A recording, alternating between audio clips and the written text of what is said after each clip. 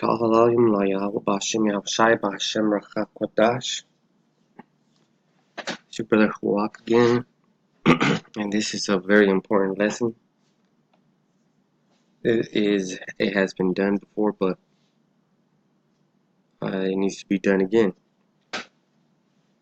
And this is a topic that everybody can relate to, because especially the 12 tribes, because we all have been scattered.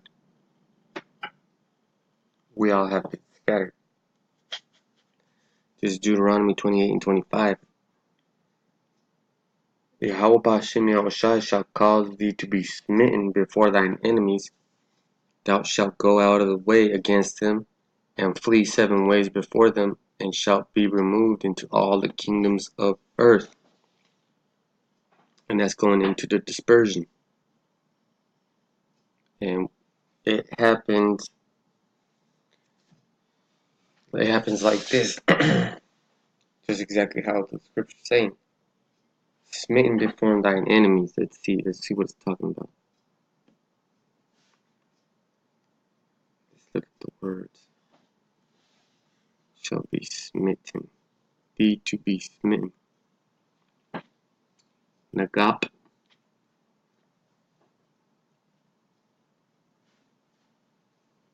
Nagap.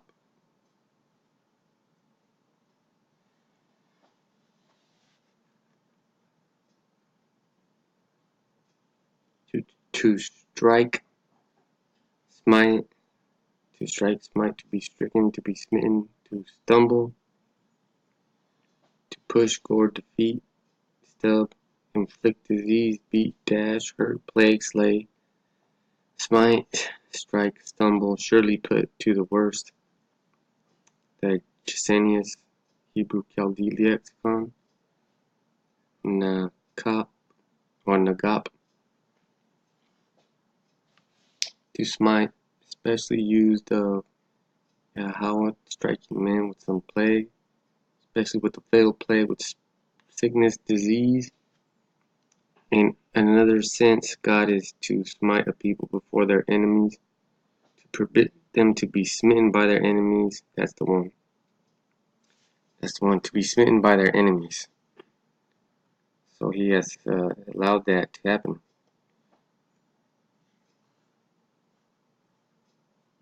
And an example is, let's go back and read that scripture again.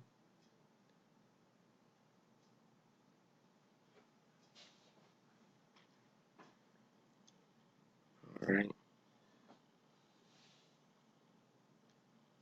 And Deuteronomy 20:25 reads, the Lord shall cause thee to be smitten before thine enemies. Thou shalt go out one way against them, and flee 7 ways before them, and shall be removed into all the kingdoms of the earth. That means they won't be able to go back home. Won't be able to go back home, because you'll go out one way from your home and flee 7 ways before them. So you're not going to go back home. Let's get an example in the scripture. This is, let's see what, 2 Maccabees chapter 1. Let's see, 27. 2 Maccabees chapter 1 and verse 27. Gather those together that are scattered fro us. You see, that's because they're getting ready to fight war, right? And they were already scattered before from the other captivities. At this point in time, it's the Ptolemy era, during Antiochus Epiphanes. So the leader of this group is telling the rest of the warriors to gather those together that are scattered from us, so throughout all the lands that are not in Israel, deliver them that serve among the heathen. So that lets you know that we were put into captivity through war, Look upon them that are despised and abhorred, and let the heathen know that thou art our power. So this is pretty spiritual right here, because this is basically what's happening right now, gathering the dispersed. So let's look at this word, dispersed.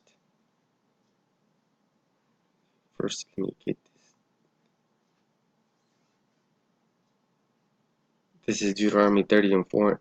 If any of thine be driven out unto the outmost parts of heaven, from thence will Yahweh Shem Yahushai thy power gather thee, and from thence will he fetch thee. So it doesn't matter where Israel is at,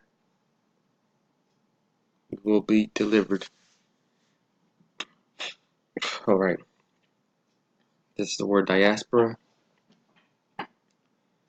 and it is Thayer's Greek lexicon. It is basically a scattering, dispersion. In the Septuagint, use of Israelites dispersed among foreign nations. Deuteronomy 28:5, I got that, and I got Deuteronomy 30:4, especially of their Babylonian exile. Jeremiah 41:17. So it's letting you know of the dispersion, what it means. Scattered abroad among the Gentiles, James 1:1.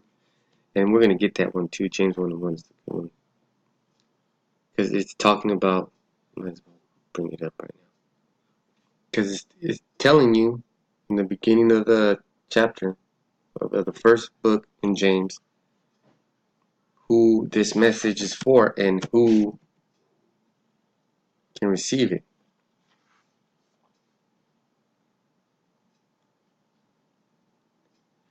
Because we're getting into the word dispersion, right? Diaspora, everybody should know that it's a scattering of the Hebrew Israelites throughout the four corners of the earth, and that's what I've been getting into. James, this is James 1:1. James, the servant of Yahweh Bashem Yahushai and of the Lord Yahushai Mashiach, to the 12 tribes which are scattered abroad, greeting. And I already had that scripture back there, so I'm going to just delete that, and then we're going to look for the word on the etymology online dictionary. Diaspora, because this is what the Bible is telling you what a diaspora is, but now we have to get it through secular resources. Diaspora, dispersion, transmigration. Damn, that's a good one. Alright, so these three entries are phenomenal. Let's get diaspora first. They all have something to do with each other. Alright. 1825 in reference to the Moravian Protestants. No, it's not. 1869 in reference to the dispersion of the Jews from the Greek diaspora. Ooh, dispersion. From diasporum, to scatter about, disperse, from dia, about, across. See diasporan, to scatter, see sparse. The Greek word was used in the Septuagint in Deuteronomy 28:25. The Hebrew word for it is galus, exile. So we know that that's what it is. Exile, dispersion, scattering. Just, being removed. Scattering. Dispersion. Late 14th century dispersion. The Jewish diaspora from Old French dispersion. 13th century from Latin dispersionem. Nominative dispersio. A scattering noun of action from past participle. Stem. Dispergere, to scatter, to dis, apart in every direction. See disparge, to scatter. So we got it, right? We got it. This is John 7:35. Then said the Jews among themselves, Whither will he go, that we shall not find him? Will he go out into the dispersed among the Gentiles, and teach the Gentiles?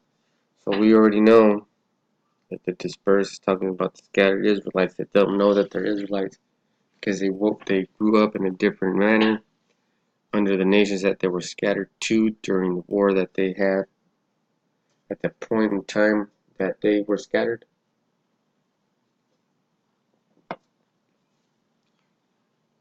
So that's it. The dispersion is just that. So let's have some reflection on that. And with that, I'm going to say shalom.